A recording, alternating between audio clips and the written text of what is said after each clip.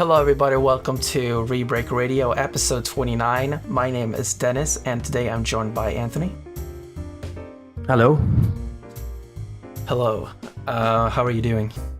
I'm good. How are you doing today? I'm doing pretty well. I've just been playing Donkey Kong Country Tropical Freeze all day. It's a Nice. phenomenal game. Yeah, I can't wait to play it myself.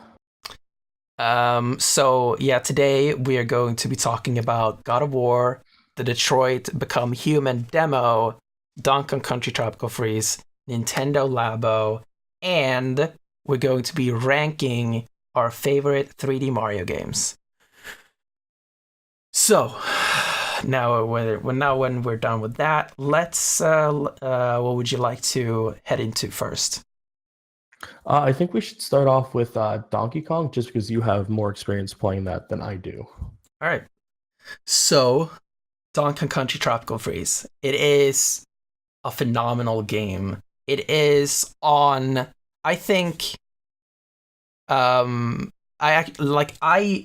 would probably say that this is the best platformer of all time, the best 2D platformer of all time. Wow, that's up there.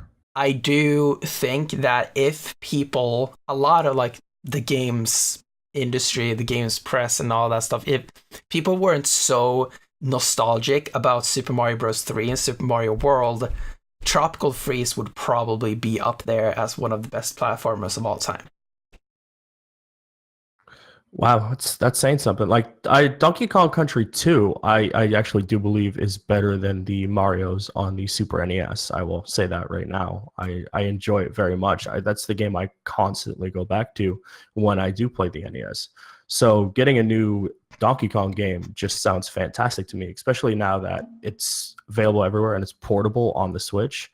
Like I'm just waiting to pick it up myself, and then I will probably just play it the entire time I have it. Yeah. I have tried to play the original country games multiple times, and I can't get into them. I just can't get into them, and I don't really. I can't really. I can't really explain why. I think I've tried to play the first one more than I've tried to play the second one. So. I would definitely say play the second one over the first one. I think the second one is tighter, the level design is better, and I think Donkey Kong and Diddy function better in that game than they do in the first game. Isn't it Dixie and Diddy in the Oh yeah, you're right, it is. Yeah, sorry. Dixie and Diddy function better than Donkey Kong and Diddy do in the first game. I think it was just a trial run in the first game to see, and they knocked it out of the park with 2. And then I never bothered playing 3, but... Yeah, 3 is apparently not that great. That's what I heard, so I never got around to actually trying it. Yeah. Tropical Freeze has a reputation of being a very hard game. That's what I hear, yes. And when I've played it now, I pretty much breezed through the entire game. I'm at the final boss right now, and the game came out yesterday. Oh, wow. And yes, I have played this game before, but I was like back in 2014 when it came out on Wii U. Well, it's a completely different console controller setup. Yeah, there were a lot of levels that I didn't even remember, because I like back then I didn't really appreciate games the same way I do now, and especially not the Donkey Kong games. Like. For me back then, like, oh, Mario, that's like, oh, Mario is like the god of games, and I did like Donkey Kong. It's like, it's Donkey Kong, whatever. But like after, like now, I've started appreciating Donkey Kong like way more than I did back then, especially as an aspiring game designer. So I think the main reason why a lot of people think Donkey Kong Tropical Freeze is hard is because they haven't played Donkey Kong Country Returns. Oh, probably. Well, I think what actually hurts Donkey Kong's legacy is Donkey Kong 64. Whereas Mario's legacy is intact because of Mario 64. Donkey Kong 64 just hurts it. If you play the original 2 Donkey Kong Country games and then play Freeze, I'm sure you'll be fine. Like even Um, Donkey Kong Country 2 is quite difficult if you don't know how to play the later stages. yeah, but they're mechanically pretty different games, and they don't feel the same. So Tropical Freeze is in very much like in many ways a sequel to Returns. It is a lot harder than Returns, but mechanically it's a pretty much similar game. It has like Returns came out on Wii, by the way. Returns has like a lot of gimmicks in terms of like motion controls and stuff like that, Yeah. which were completely removed in Tropical Freeze.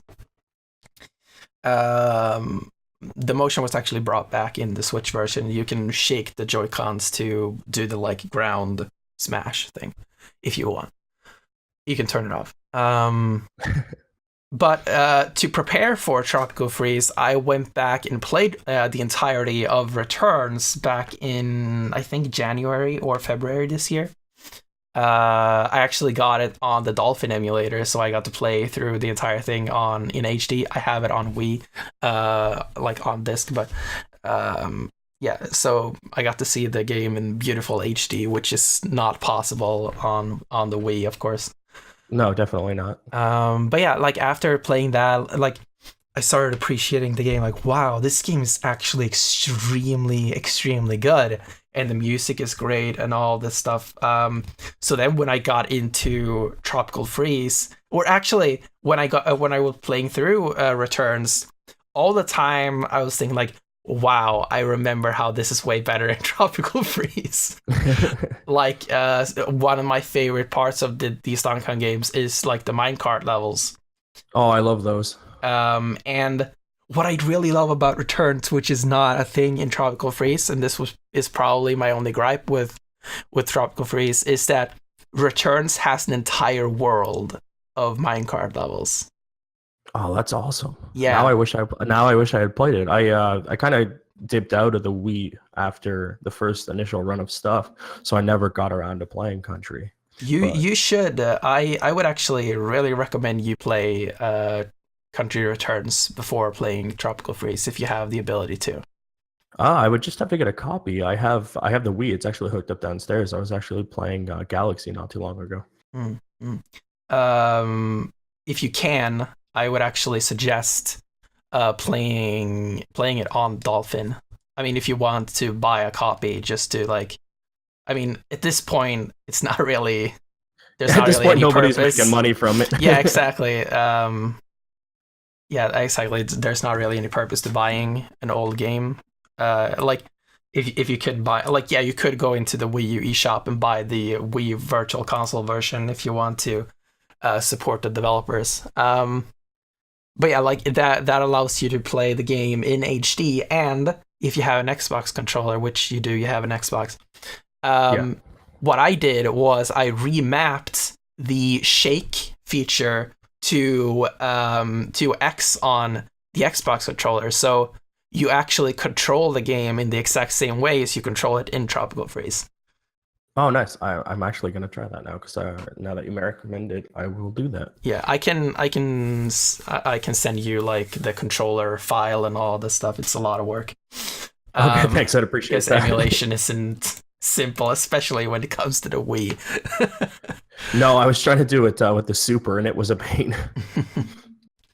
Yeah. But yeah, Tropical Freeze is so amazing, and I think the difficulty curve in Tropical Freeze makes a lot more sense when you have the context of Country Returns before that. Because yes, Tropical Freeze is a very tough game, but if you have played Returns, it becomes an easier game because you're already familiar with Donkey Kong's mechanics. Okay, that makes sense. Yeah.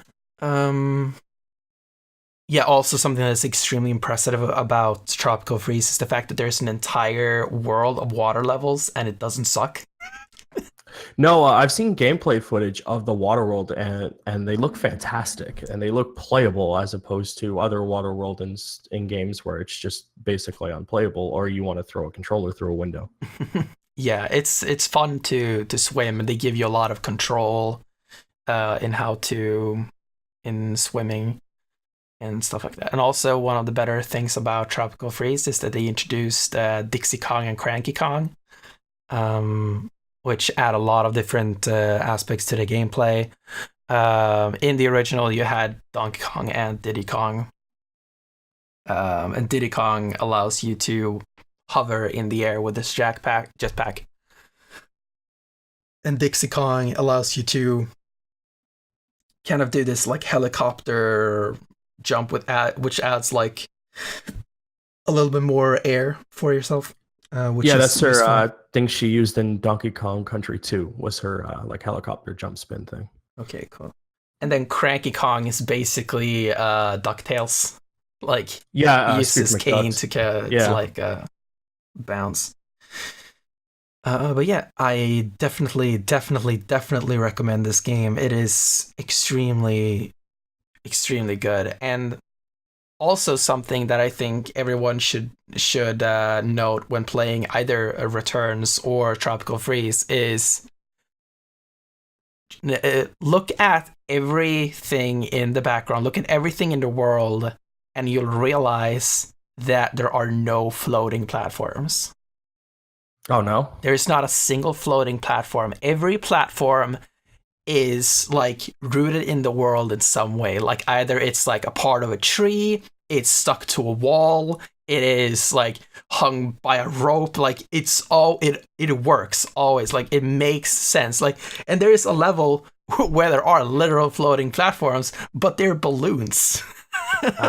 So it makes I like sense. That. I like when they go out of their way to make it like, hey, we didn't just stick this here for game design. There's an actual reason why this is here and an element to it. Yeah. Yes. So Tropical Freeze, it is an extremely, extremely great game, and I suggest that everyone go play it. And also, do not play Funky Mode the first time around. Oh, definitely not. Yeah, or at least try original mode. And if you do think that original mode is too hard and you're not enjoying the game, go into Funky Mode, but change your character from Funky Kong to Donkey Kong. That basically gives you the same game, but now you have 5 hearts instead of 2. So that makes it slightly easier, and you can still kind of appreciate the game for what it was designed to be. Yeah, and you're not just cruising on through it. Yeah, because I've seen like a lot of gameplay of Funky Kong, and like it kind of hurts. The level in one jump. Yeah, it just hurts to see. Like, it's really cool for speedruns. I'm definitely going to play the game one more time and like speedrun it with Funky Kong, which is probably gonna be fun. But yeah, like you just skip like so many probably like extremely intentional parts of the level design, which is not great. All right, so I've already gone over time on this one. Let's go into God of War. You just started playing God of War. I did, yes, yesterday night. And just to preface this, no spoilers. We're doing a separate God of War spoiler cast whenever Curly is actually done with the game, which is taking years. I might actually finish before he does. Probably, and I'll probably invite you if you want to be on it. Sounds great. So God of War, what do you think about it? I absolutely love it. I love just the entire atmosphere of the game is fantastic. Just everything about it, the way the level you go through the game, the way the set pieces are set up, the action, the way Kratos interacts with the characters as well as his son, whose name is Atreus. It's fantastic, and it builds on, I believe, the other games while not specifically like talking about them too much, which I think is fantastic. As well as like I'm really enjoying the new combat, the way the axe works as opposed to the blades. I really enjoy just chucking it at people and calling it back. There are points where I just throw it at things to see what it does. Yeah, like I love purposely missing and just watching the axe like bounce off and fall to the ground, and like Kratos having no reaction to it.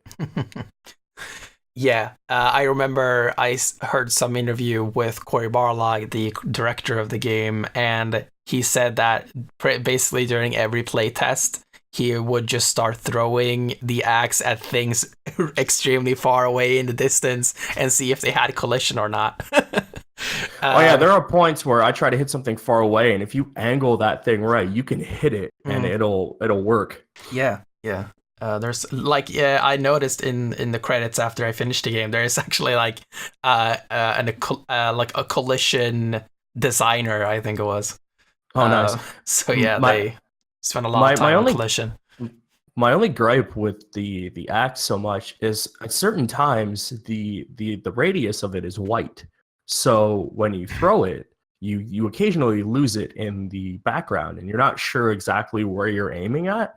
And I've had that a few times happen to me. I wish it was like just a slightly different color white, because occasionally it just gets lost in the action. Do you mean the aiming reticle? Yeah, the aiming reticle. Okay, sorry, yeah. Yeah. I don't know. I don't really feel like I ever had an issue with that personally. Actually, what my issue with the game is the upgrade system. See, as soon as I started this, I'm like, I'm gonna pay attention because you referenced it before. I'm gonna see what his gripe is playing. I'm gonna keep track of this, and I actually like having played certain RPGs, like Western RPGs of Fallout, and even to some extent Skyrim and Assassin's Creed Origins and Horizon Zero Dawn. I'm used to being in menus and looking at upgrades, and I actually did not mind the upgrade system. It's not too robust. And there is enough to just like, even if you don't try to upgrade, there's still enough there to do it. I just like, I'm trying to look for the message that I sent, that I refer to this on we were both on Curly Studios stream, and I was referring to a message that I sent to a friend about like the RPG mechanics in God of War, and I think they're absolutely absurd. And like how you can craft armor for both Kratos and Atreus, and you can craft enhancements and talismans and runes, and you can also buy armor. And you can buy enhancement, you can buy talismans, you can buy runes, you can upgrade your weapons, you can upgrade armor for both Kratos and Atreus. You can buy skills for both Kratos and Atreus and your weapon. And you can infuse your weapon and armor and enhancements and like all this shit with like enhancements. And everything has an upgrade and enhancement.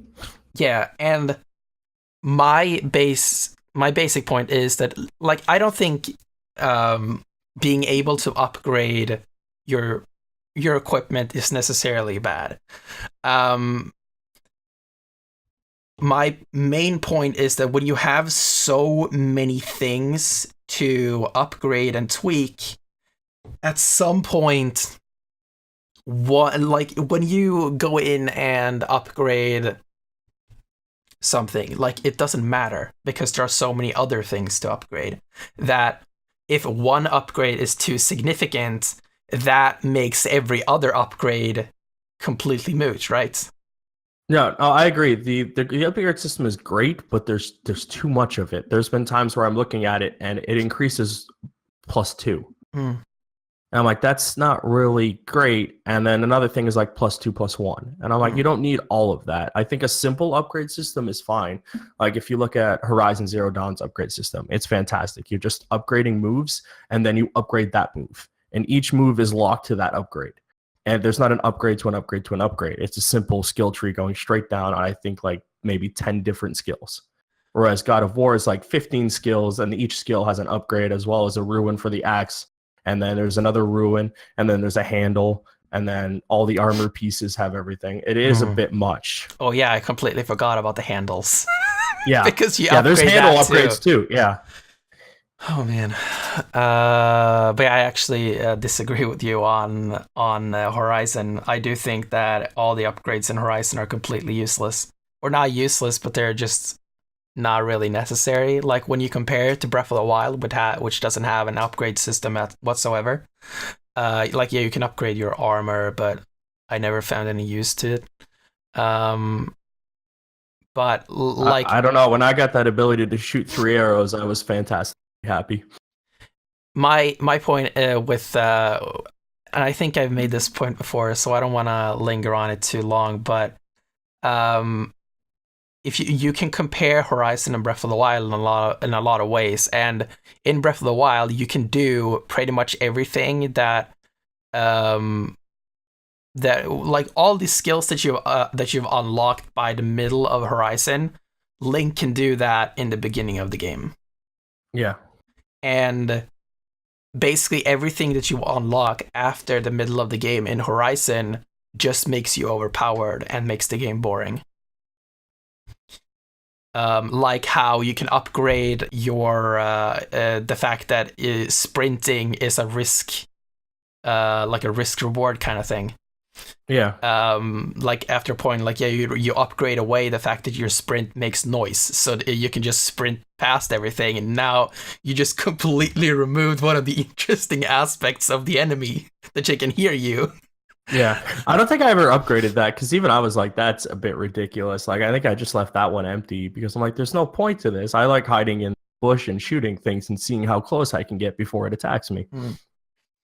Then I also thought it was pretty absurd, like in the DLC, like you have to upgrade the fact that you can pick up resources while on like something that you can ride. Okay, that's just dumb. Yeah, that's Yeah, dumb, I have the DLC. I never got around to playing it because it came out so long after that I was done with Horizon. But yeah, we're not talking about Horizon right now, so let's God of War. Fantastic. I love pretty much everything about God of War except for the upgrade system, and I do think that in like if you look at Uncharted, for instance, like there's no leveling system in that game.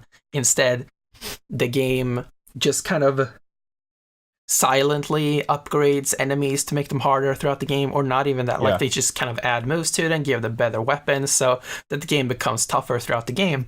But in the case of God of War, they level characters up and then you have to level up to match them, and that's just not interesting to me.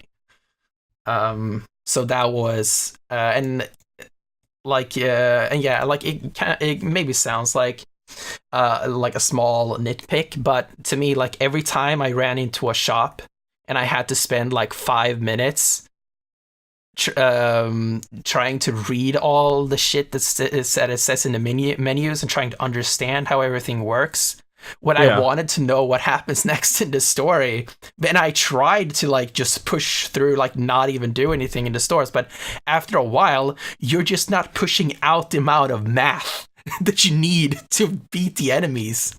No. And the enemies just took like, and I think that was you would just entered Alfheim, and I think that was the point where I just started realizing now, wow, I can't keep going without actually upgrading. Because like yeah, I just started needing to hit enemies like 20 times before they got away and before they went down, and that just got extremely boring.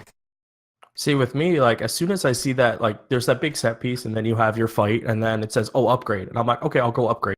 So I'm immediately done after the big set piece. I upgrade, I continue on with the story, and then there's the big fight, and then there's an upgrade. I usually just upgrade as I go, so I'm not having to later on spend all the time in that menu having to do 15 upgrades at once. I just do the small incremental upgrades, so that I'm done, and it takes like a minute. I'm out, and I'm back right in the thing. Yeah, but it's still a chore though. Like, let's say let's say that you have a room full of dishes, and it's a lot easier. Like, yeah, some people would say that it's easier to just take the dishes right after you've had your dinner and go put them in the dishwasher, but some people let it build up and then do everything at once.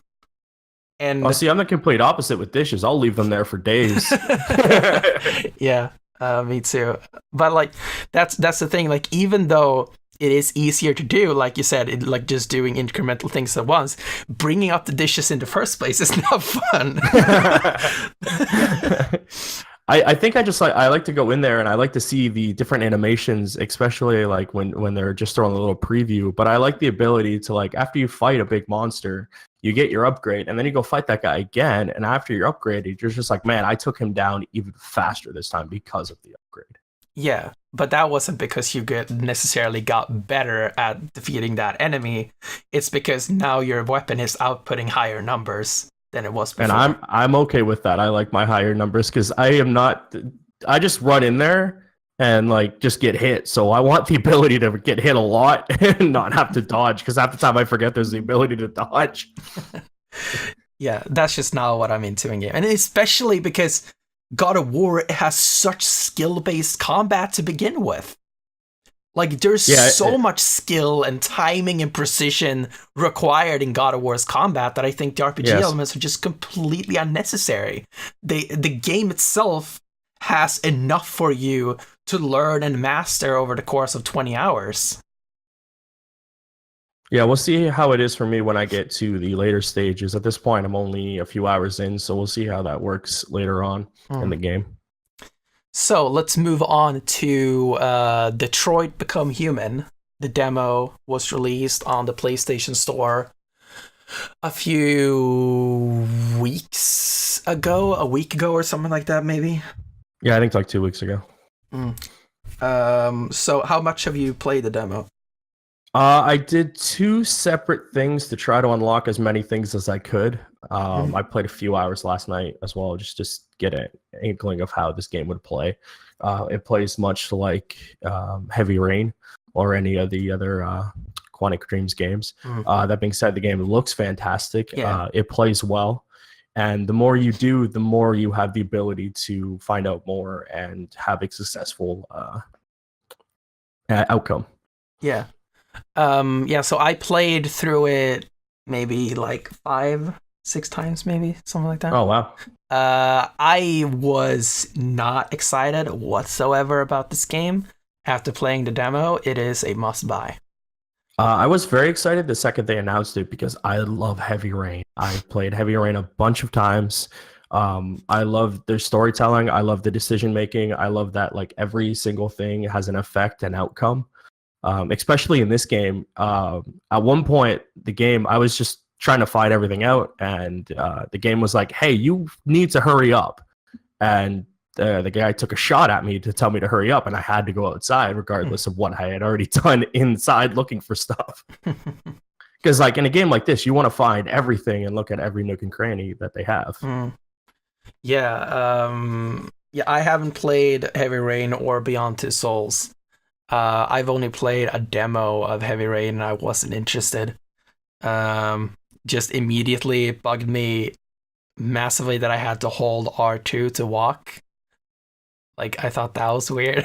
But yeah, that is a strange game mechanic. Yeah. I wasn't particularly fond of either. But yeah, in Detroit, I think it's extremely cool. I like the Android, like, kind of the digital aspect to it, like how you have all these percentages. Like, it makes sense in the context of the game. Yeah. And yeah, like all of these like kind of detective things that happen in Connor, right? Yeah. Yeah. Connor's story. It's like detective mode, but it makes sense why it's there. Yeah. I Go ahead. Oh, I just liked finding things out and having the ability to go there and knowing things and being able to talk to him and like knowing his name, for instance, was one thing that I learned. And then the second time I didn't learn his name, and that had a different outcome than before. Yeah, and it's really cool how there are so many different outcomes, and like all your choices don't necessarily lead to anything, but it still kind of feels like it matters. Like I think the game does like something pretty well, which is even though like when you do something that doesn't necessarily matter in the long run, they still kind of know that that will still linger in you anyway. So it kind of plays with that, how yeah, there are some things that are like picking up the fish in the beginning, for instance, like that has no no impact on the rest The of the game, scenario. but it kind of adds something to you, and it lets you build the character subconsciously and Yeah, there was a completely out little of the game, prompt if that that came makes up sense. in the top left or top right corner or something about Mhm. he learned something. Yeah, so I think it seems pretty cool, and I'm excited to. I don't think this is a game that I will necessarily pre-order the first time, like immediately, but I will be looking out for reviews at least. Like if the reviews set it at like a 6 or something, then I'm not gonna get it. But um, if it's like if the game gets good reviews, I'm definitely gonna like pre-purchase this probably and have it downloaded on my PS4 on launch. Yeah, I would say it's probably going to hit about an 8. It seems like it's fantastic. It handles well, it plays well, and everything Mm, responded well. So I'll probably play it at some point. It probably won't be a day one for me, but definitely a must play, I think, for anybody who yeah, likes that kind of game and is into it. yeah. It's gonna be interesting to see how it all plays into a larger narrative. Oh, definitely. I can't wait. Yeah. All right, so let's get into the last review before moving on to our big topic. Nintendo Labo.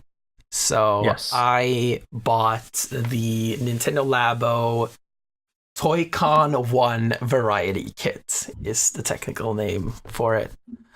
So I have so far built the RC car, the fishing rod, the motorbike, and the house. I still haven't built the piano. I'm still kind of. I think I'm gonna do it on a stream. But I need someone to talk to on this stream in case no one's watching. I would argue that the piano is probably the best thing in that kit. So, Mm. Yeah, I'm really excited to build the piano. But yeah, I a lot of people has said that it is basically just a bunch of tech demos with cardboard, right? And you've said this too. yeah, I agree with those statements. And a lot of reviews has said that, oh yeah, it doesn't really supply a lot of content, but in my mind, it the like building it itself is about like 10 to 12 hours in itself, so that is a pretty good price for a AAA game, and I like really, and the game is in at least in the US, it's $10 more than a traditional AAA game. So, like to me, I thought it was pretty worth it because I have a lot of fun building all this stuff, and it was especially like very relaxing, just like watching a podcast and just kind of building it. Like Yeah. I thought it I, was I really would fun. say I would say this comes down to like personal preference. If you feel fine paying for it and building it all and just using this like tech demos and you enjoy it, I'd say the more power to you. Myself, I can't justify the purchase of buying these things and then just playing the slight games slash tech demos. I just can't. But the more power to you if you want to try it. I'm not going to knock on people for enjoying something. If you want to do it, go ahead. I myself bought Lego Dimensions. Hmm. So I'm in no camp to say otherwise. And I think something that has been lost to a lot of reviewers is that this is designed for kids. Um, 100%. Yeah. it is not like it is kind of built from this sense of damn, I lost the word, imagination. Like building something out of cardboard for a kid, like that means like this means so much more for a kid than it necessarily does for an adult. Yeah. And playing all these like pretty like sparse tech demos would also be way more fun in the imagination of a child. Yeah, because they'll keep playing something over and over again, regardless of the content. If they enjoy it, they don't care. They're little. Yeah, I also kind of agree with that a lot. Like I'll play something over and over if I enjoy it. Yeah. Um, I don't necessarily need a goal all the time. In when I play a game, like I actually had a conversation with my friend Adam earlier today where he's been playing Mad Max, and he said that he didn't really enjoy it because He felt like there wasn't really a purpose to most of it, and it was kind of boring. And I've said that, yeah, but you're not the kind of gamer who would play Spider-Man and swing around in the city for hours Oh, with I no did that. purpose. I did that in GTA 4 after Mm. just spending hours driving around doing this, that, and the other. Yeah, exactly. And what I liked about Mad Max is just that aspect of just driving around and doing whatever you happen to find.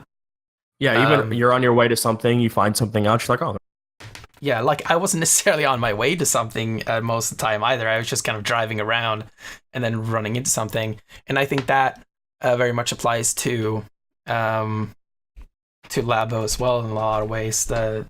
If you feel like you need a purpose in your gaming at all times, then Labo is not for you. You'll probably enjoy building it, but you're not going to enjoy it afterwards, unless you're very creative and a very creative person, because then you'll probably enjoy the discovery mode a lot. And I'm really excited to see the kind of things that people will build with the discover mode in Labo. So yeah, people are insanely talented. I am not one of those people, so I look forward to seeing what they do. Brian Altano from IGN actually made a really good track using the piano. yeah. He posted on Twitter when it first came out, and I'm like, that's talent right there. So I am interested to see as well what people do with these things. What I am most excited for is seeing if people will make these Labo creations out of other materials. Like, Yeah, is there like, will someone 3D print the piano that just works the probably. same way as the Labo piano? And like, yeah, because it all works in a very simple way. Like, all you need are these like like these marker stickers, and just place them in the same way in your like recreation of the piano, and it'll work. You know? Yeah, Nintendo's stated that you don't need their cardboard to do these things. Yeah. So On as long as you have the instructions, you can do it out of whatever you want, I would assume. Yeah, on the Japanese site, you can actually download all the schematics. I don't. It might have been uploaded on international sites since, but I know it's on the Japanese site at least. Um, If it's up somewhere, it's up everywhere, I assume now. yeah. I mean, yeah, you can access it from anywhere, but it's just kind of weird how they feel like, oh yeah, like it's just on the Japanese site. Yeah. But yeah, I really enjoyed Labo. I thought it was extremely fun to build these things. And the worst thing about it is, like, when I was building the house, during the entire course of building a house, I was thinking like, I want to build more, but it's almost over, and I don't want it to be over. And yeah, having the piano being the only one left, like, I just kind of want to. If I had more money, like, I would definitely buy the robot kit, and I would probably even buy the variety kit again, just so I could build them all again, because just building it's ridiculously fun. That robot does look fun. Yeah.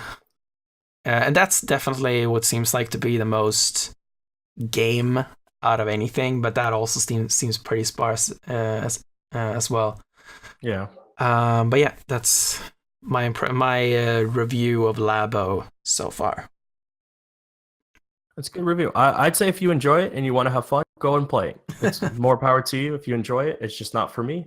But if you enjoy it, go ahead. All right, so now we're going into our big topic of this Dun, dun, show. dun. And this is, we're going to be ranking our favorite 3D Mario games. And this is mostly this topic was mostly born out of former Game Grumps employee Barry Kramer, who made a video about Super Mario Galaxy and how it's not as great of a Mario game as you probably remember it being. And yeah, we both watched the video, and I very much recommend you go watch the video. I'll probably link it in the description. It's called How About Super Mario Galaxy? And It is, to me, it was a mind-blowing video. Oh, same here. Like 100%. You're like, you look at it, Galaxy, a completely different way than you did before you watched the video. Now, Yeah, basically what he talks about is, and the entire video kind of is born out of a graphic that Nintendo released at like E3 or something when they were talking about Odyssey before Odyssey came out, where they had categorized all 3D Mario games into two different categories. They had the course clear Mario games, which included Galaxy, Galaxy 2, 3D World, and 3D Land and 3D World. And then they had the exploration based 3D Mario games, which included Super Mario 64, Sunshine, and now Odyssey. And they did talk a lot about during E3 that this is the first sequel to 64 and Sunshine in over 15 years, over 20 years, something like that. Which is a lot of time. yeah, Sunshine came out in 2002. Yeah. So yeah, over 15 years. And yeah, and basically what he talks about in the video is that he doesn't feel like Mario Galaxy and Galaxy 2 necessarily fit into the course clear formula. And he goes very deep into why that is, and yeah, like you should definitely go watch the video, but basically he talks about how Mario Galaxy has an identity crisis. It's designed as more of a 3D World, 3D Land kind of game, but it wants to be a sequel to Sunshine. Right. Which after the video, it is not. Yeah. So it has this like identity crisis, and it also has very like major issues with its level design where like you kind of imagine that one galaxy would have these very specific kind of game mechanics, and that the different stars in that galaxy would then keep like iterating on that mechanic. But then he picks up an example in Galaxy 2, I think it was, where it was like, okay, you have this mechanic of rolling chain chomps. And yep, that level. Yeah, that the first level is like, oh yeah, so do all these things with rolling chain chomps, and then the second level is like, yeah, more things with rolling chain chomps, and then the third one is not even related to chain chomps at all. No, it's just rolling down the level, and then the next one you're climbing a tower, not even in the level. Yeah, and then he also talks about multi-monster galaxy in Galaxy 2, which has one of the best music soundtracks in all of Mario, by the way. And the first level is like all based around these lava creatures that kind of swallow these tiny planetoids that you have to jump between. And then the second level is about bowling. I was laughing so hard when that came up. I'm like, oh my god, how do you mess that up in level? So here's some lava monsters, and then okay, go bowling. Yeah, it is.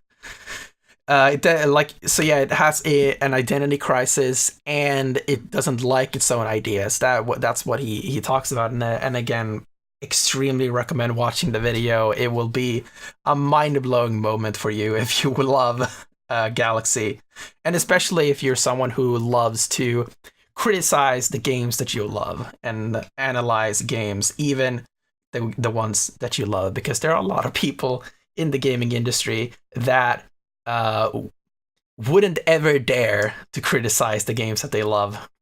And it's okay to criticize things you love. I do it all the time. Yes, same here. But we kind of wanted to springboard this into a discussion about which 3D Mario games are the best ones. So let's just start off. Have you played all of the 3D Mario games? No, I've played 64, Sunshine, Galaxy, part of Galaxy 2, and Odyssey. So you haven't played 3D Land and 3D World? I have not, and people keep telling me to. They're really great games, and I definitely would recommend that you play them. So I played all of 64 multiple times. I've probably never completely finished Sunshine, but I played parts of it a lot. I have completely finished Galaxy 1 and 2 multiple times. I have completed 3D World and 3D Land one. Completed 3D Land once and 3D World twice. And then Odyssey I've completed 3 times. So yeah, I played a lot of 3D Mario. Yeah, I can see that. Yeah, so let's kind of start off the discussion with which game do you think is the worst one? I would have to say Galaxy out of the ones I've played. Oh, really? And is that Yeah. because of the video, or was that like a thought that you had No, prior? it's always been my thought. I just think Galaxy like holds your hand a little bit, and it is actually very linear in its design, Hmm. and I don't like how it plays. Hmm. I'm not a fan of like having to use so many things to play the game. Using the way they have it set up, where you have to use the nunchuck and the joy thing there to do it. Hmm. Uh, and it's just jumping from one thing to the other. I felt was just after playing the other Mario games, it just feels disconnected. Hmm. Yeah. I would still place Sunshine at the bottom of the barrel. I figured as much. Yeah, I have a lot of issues with Sunshine. I really do not You do. like how Mario controls in that game, and like even you have the flood as like Yes. a main mechanic of the game, but it Yes. doesn't feel good. Like aiming with it feels archaic, like a lot of games do from that era who had aiming mechanics.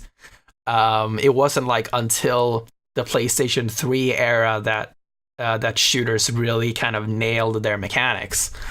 And Mario Sunshine is in many ways a shooter. And there are a lot of times where you have to like place yourself and you have to aim the thing and then you have to like spray it, and it's just awkward every time, and I never enjoy doing it. And that combined with the fact that Mario's movement feels unfinished and unpolished, yeah,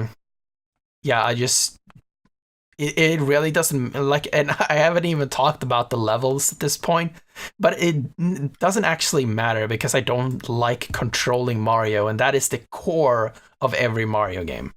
Yeah. If you don't like controlling Mario, you're not going to enjoy playing the experience of the game with Mario. Yeah, exactly. As for the levels, I there are some good ones, but I don't think they're as interesting as a lot of levels in Sunshine and Odyssey. And yeah, so and they're like a level like Rico Harbor is just not fun to explore, I think. Like the whole construction thing or whatever that Yeah, is on climbing on top of everything, like scaffolding. yeah, like that's not fun. It's just a bunch of tight walkways, and if someone pushes you off, you have to go back from the bottom up again. Yeah. It's just not fun. And I've always thought like the theme park, I always thought it was just confusing. Like, and there's just a bunch of yeah. I've just never liked it.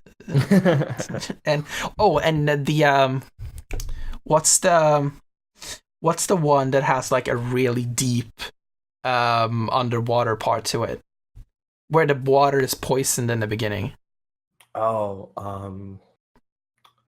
I don't remember the name of the level. Yeah, I've never liked that one. I hate it. I hate it so much. Um, yeah, that's pretty much it. I just don't like a lot of parts of that game. So I would place Sunshine on the bottom, and you place Galaxy on the bottom. Yes. So let's see. There are 1, 2, 3, 4, 5, 6, 7 games. Wait, 64, Sunshine, Galaxy, Galaxy 2, 3D Land, 3D World, and Odyssey. 7 games. So that means we have both given Sunshine and Galaxy 1 point. Yeah. And that's how we'll how we'll figure out how the final list works. Okay. So yeah, I have given Sunshine 1 point, and you've given Galaxy 1 point. So what would you place next up on the list? Like just below, just next on the list. Oh, man. And I guess like with 3D Land and World, I don't really know how. I can't. I will trust your judgment on where to put them. All right, so we'll We just can say copy that. my point for you. Yeah. Yeah. You speak very highly of those games, as of other people, so I trust your judgment on where to put them. All right, so what do you place next? We're going top to bottom or bottom to top there? Bottom to top. So over Bottom Galaxy. Probably Galaxy 2. It pretty much the same reason, I guess. Yeah. All right. So I would place over Sunshine. I would place. I would probably place 3D Land. 3D World took Land's concepts and made it a way more consistent game and a lot better in a lot of ways. And while I do kind of second guess a lot of the things that I thought about Galaxy after what the video said and all that stuff, I still think that 3D Land and World fails in Mario's movement a lot next to Galaxy and 64 and Odyssey, where I mean the movement itself of Mario in those games is not bad. It's just it's not as complex and it's not as free as it is in the other games. They removed the triple jump. They removed a lot of like Mario's momentum and just kind of freedom of movement. It's very digital. His movement is very digital in those games, and they also simplified the backward somersault, and and he has like this roll move that he actually evolved upon in Odyssey, but in 3D Land and World, it's like he makes this one roll and then he just stops rolling. So yeah, I would place 3D Land there. Okay. So what do you place above Galaxy 2? I'll put Sunshine there. And why do you think Sunshine is better than Galaxy 2? I like the mechanic of the flood. It like at first I didn't, but I like how it changes up Mario in terms of like you're not just using Mario as a tool, you're using the flood, and it's a completely different scenario of like having to go do this. Now Mario gets blamed for making a giant mess. And he has to go clean it up. So they give him this flood thing, and you have to go around cleaning it up. And just I like how they implemented the paint in the levels where you had to either go clean it or go like free something from it, or just things like that with the flood and the paint. I actually enjoyed it. I actually liked having to jump with the flood. Not so much the aiming and shooting, that was terrible, as you stated, but I liked having to use the jetpack kind of with the water to jump farther, and you had to time your jumps well. If you ran out of water, you fell, and I had to do it over again and go get more water. So you had to figure out how you wanted to use your water within certain levels. Yeah, so what I would place above 3D Land is probably Galaxy 2, I think. I think while Galaxy 2 did improve on the level design, I think Galaxy 2 lost a lot of the soul of Galaxy 1. Yeah, they pretty much stripped everything away from it and made it a little streamlined.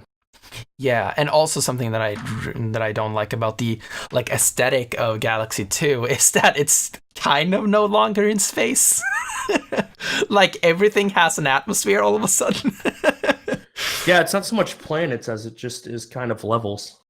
Yeah, and like there are no long, and like what I really liked about Galaxy visually is like as you can like see the stars all the time, but in Galaxy 2 they're all just blue skies and white clouds, and yeah, it doesn't make any sense. I've always been It's by like that in Galaxy, Galaxy but 2. here's some stars and a blue sky. Yeah, yeah. But yeah, as we've said with Barry's video, it's I just agree with so many aspects of what he says in the video, and so yeah, I've probably pretty much lowered it from my original ranking, which was on top, which were at least Galaxy One, and while we're on the topic, Galaxy One is right above Galaxy Two. Okay, that makes sense. All right, so what do you place next on the list? Well, we have two left. We have 64 and we have Odyssey. And as of those two, they're kind of two of the best of their generation. But I'm going to have to say I'm going to put Odyssey next. At number two. At number two. Okay. Yeah. Why is that? I like the game. I like how it plays. For me, though, I just felt it was lacking what 64 has. I felt that in terms of it was too simple initially, and that you just kind of burn through the first little bit. And I don't like that. Like, yeah, it does get harder after you go after every other moon in the game. I just felt like that was just more unnecessary padding than, let's say, like, yeah, 64 does have a lot of things in it, but it just has so much padding. And the initial part is so easy that I didn't feel the need to go collect everything else. I didn't have that drive to. Whereas in 64, I liked going back into those worlds and seeing the difference of what you had to go get. Yeah, it was you who said this on Curly's stream, right? That you didn't play longer than the main story of Odyssey. No, I played like a little bit after I went and got some things, but I didn't have to do it. I just felt a little bit burned about how simple it was to get to the point that you can go get all the other things. Yeah, because the difficulty and the interesting parts of Odyssey starts after the game is done. That's what I'm told. Apparently, I missed the more interesting aspects of the game. Yeah, there are some extremely tough levels in the latter part of Odyssey. Yeah, that's what I hear. Apparently, I should go back and play it. Maybe ranking, but I just felt so slighted that how simple that game actually was to start. Like 64 to start and to get anywhere is not as relatively easy as it looks. Whereas Odyssey, it's so simple to get things in that game. They just hand it to you. And I didn't like that aspect of it. I felt it was way too easy of a game to initially start. Yeah, I'm just kind of I've been more used to it because that's kind of what they started with 3D Land and 3D World, where basically the entire main part of the game is it's not super easy, but it's still like fairly easy. It's easy enough so that like a kid would be able to realistically beat the game. Yeah, I think having missed those two games is why I felt that. Having played maybe the other two games, I might have felt that less and changed the ranking. Because and Odyssey very much evolves on that, and even makes the main part of the game a lot shorter. But yeah, and the difficulty starts afterwards, and like in 3D Land, you have the initial 8 worlds, and then you have an additional 8 worlds. Yeah, you mentioned that on Curly's stream. I was like, wow. Yeah, and yeah, as I said, like it's basically just reworked assets, but it is like a completely new game afterwards. It's not entirely reworked assets. I do believe there are some original levels in the second part of the game, but yeah, very, very interesting. It was very cool when I played it for the first time. So next up on my list is Super Mario 3D World, and then I would place 64, then Odyssey. Yeah, I thought you might go that way. So yeah, in terms of 3D World, it is a phenomenal game in terms of level design. And while I do think I have better memories related to, or more great memories related to Galaxy and like the fantastical nature of it and the music and all that stuff. As someone who really appreciates great level design and someone who is aspiring to make do design for a living, like I so appreciate how 3D Land and 3D World, and yeah, specifically 3D World, how it's how the design of the levels in that game, and like it's such a well constructed game. And the reason why most people haven't played it, besides it being on Wii U, is the fact that when it came out, people wanted Odyssey, but they got 3D World. Yeah. If Odyssey came out when 3D World came out, people would have loved 3D World if 3D World came out. If they flipped both of them. Yeah, it was just that people were really longing for an exploration-based Mario game. Yeah, it had been a while since we got one. If they port them, I'd love to play. Yeah, I don't think they're gonna port 3D Land because that's a 3DS game, but I could definitely see them porting 3D World. But yeah, so why do you, did you talk about why you put 64 above Odyssey or not? I vaguely touched on it. I like the level design. I like games designed. I feel Mario is the best with the 64 controller.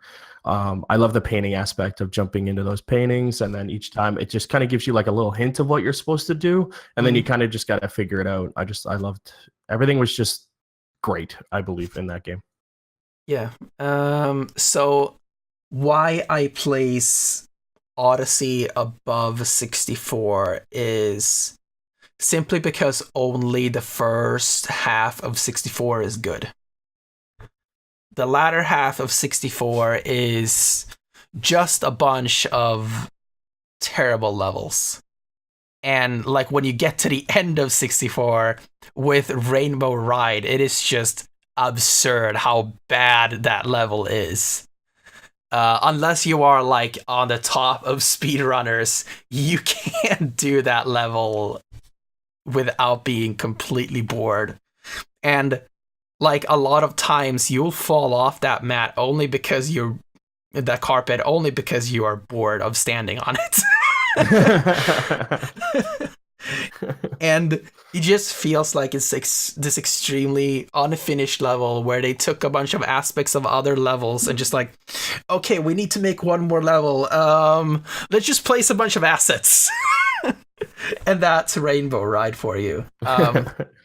TikTok Clock is a vertical level in a game that doesn't like vertical levels, because the moment you fall down, you are doomed, and you either fall down an infinite hole or you land somewhere and you've suddenly lost all your health or almost all your health, and now you have to climb back up again. Yeah. Let's see, what other levels are there in the latter half of that game?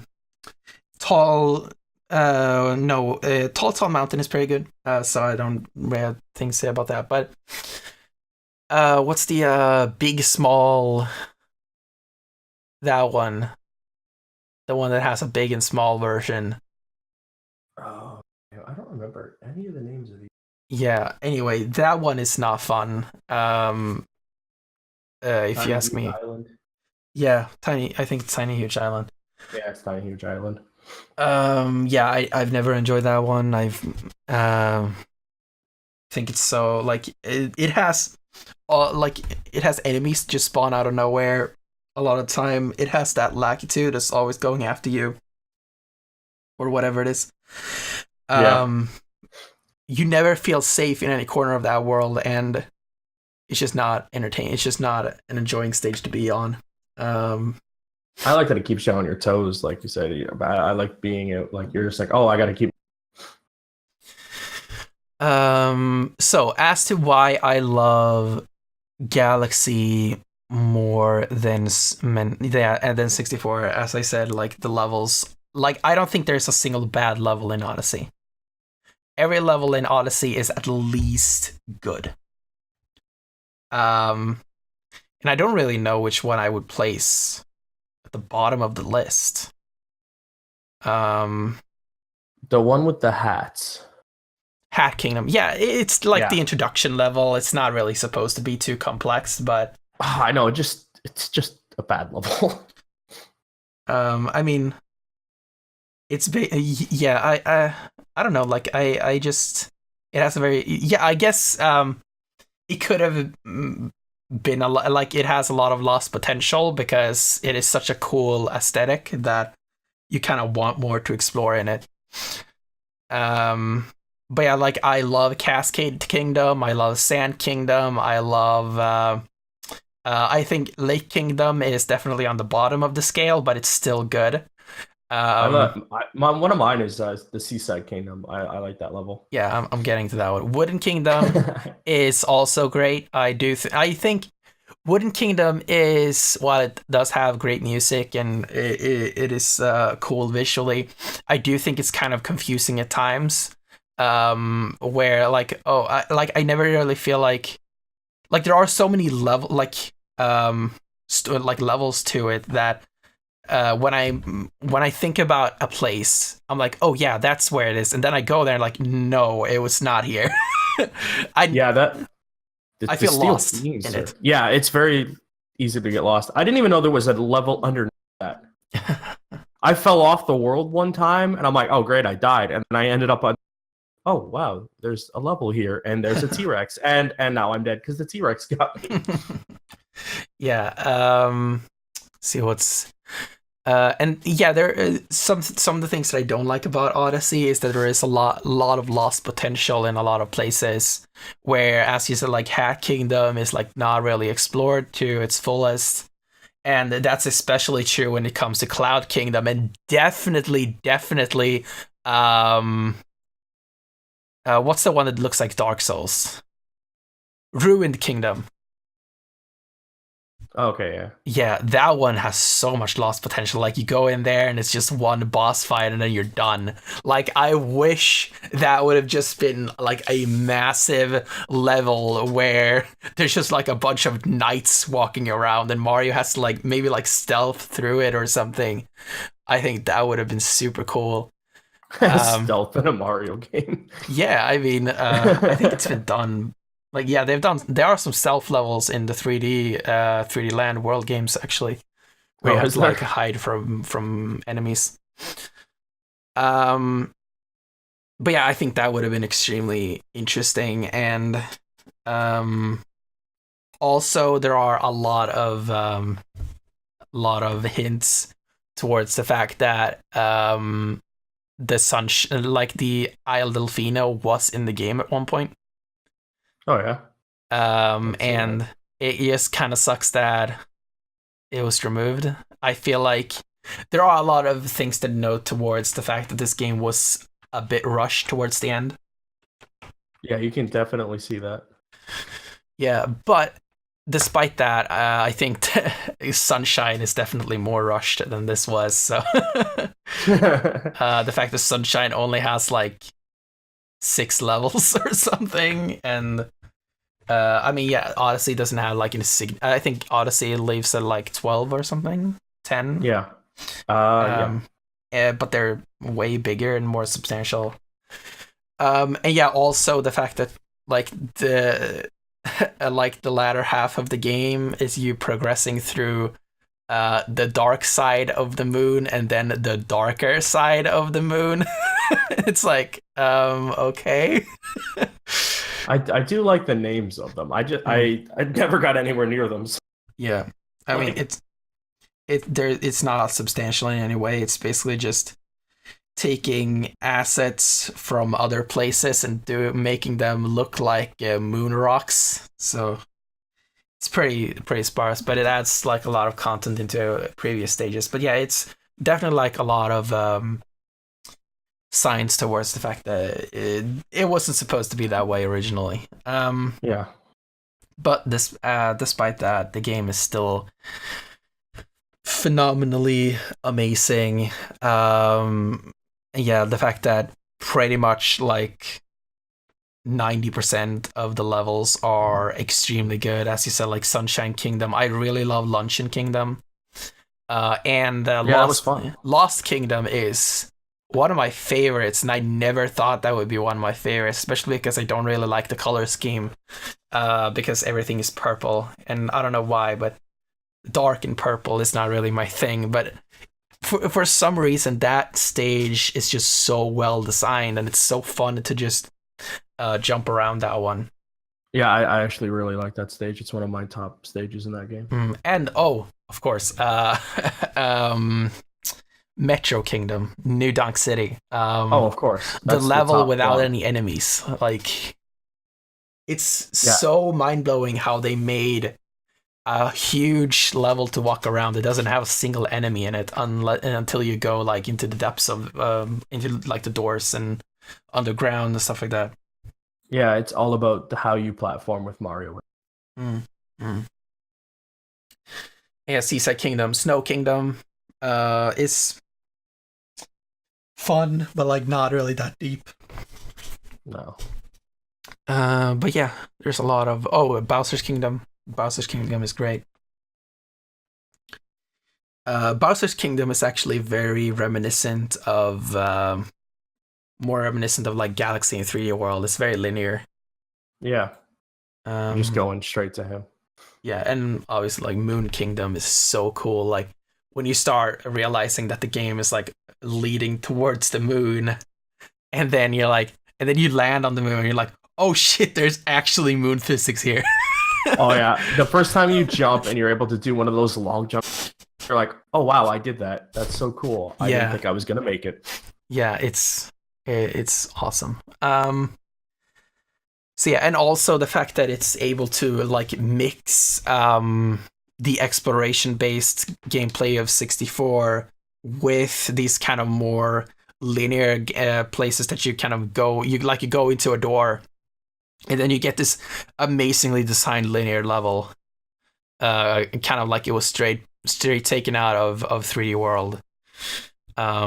Really, really great. Odyssey is so great in a lot of different ways, and the fact that the move set in Odyssey is so complex and so deep, and they took moves from 64 and from Sunshine, from Galaxy, and they all put it into one iteration of Mario, and they even Yeah, I was saying earlier that evolved there are on moves it. that I didn't even use certain moves that are in that game. There's just so Yeah, many. yeah. Like you have the regular jump, you have the triple jump, the long jump, the side somersault, the backward somersaults, and those are all from, and also the dive, and those are all from 64. Then you have the spin jump, which is from Sunshine. I think that's the only one that's from Sunshine. Yeah, that's the only move I could use. And then you have the Cappy kind of replaces the spin from Galaxy in a way.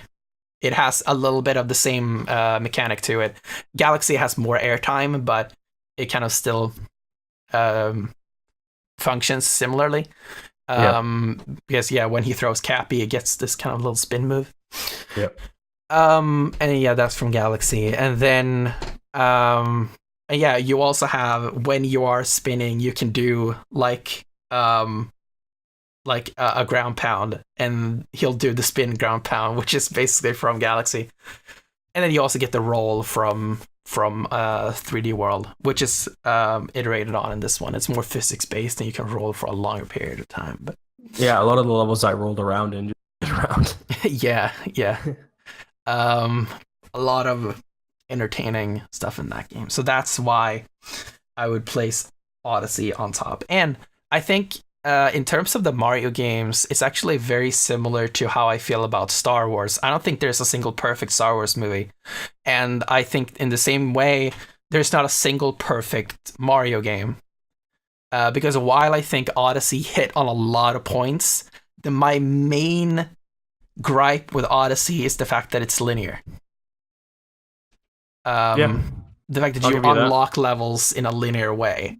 And what I love so much about 64 is that it has so much replayability because you can, like, just getting to the first Bowser door, you can collect 8 stars in a completely different way every time you play the game. Yeah, there's a lot of openness. You can go wherever, kind of basically, unless it's locked behind certain star doors. Yeah.